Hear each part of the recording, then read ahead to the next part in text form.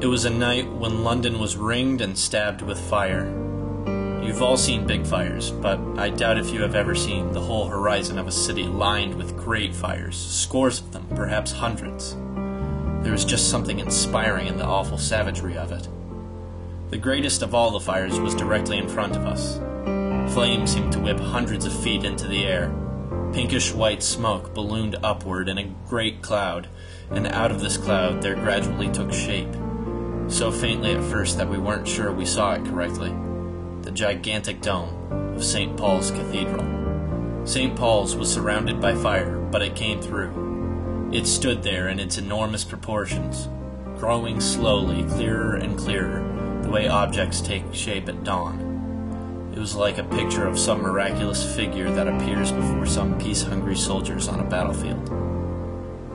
This quote, taken from an article by wartime journalist Ernie Pyle, paints a single yet vivid picture of what London was like during one of the many air raids from Hitler's Luftwaffe during 1940. We can only imagine the terror that Pyle felt as he gazed out of his bedroom window and took in the sight before him, a sight most likely very much like this picture taken by Herbert Mason.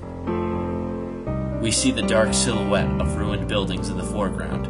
Their broken windows stare back at us like hollow eyes, nothing but smoke visible through them. And the smoke, it billows forth in plumes, reaching a mile high as German incendiary bombs start hundreds of fires in the helpless city below.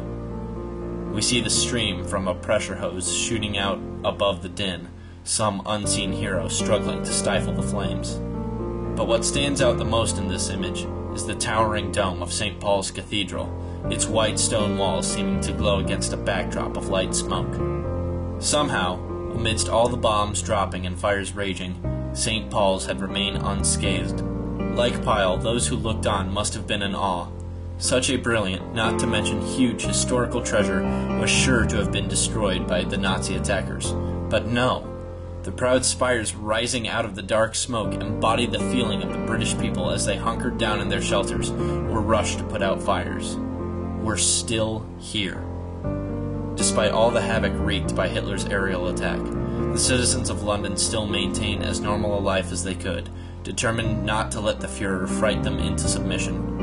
And now, in the most disastrous of all attacks on the city, one of England's most prized monuments stands tall, a beacon of hope to all who see.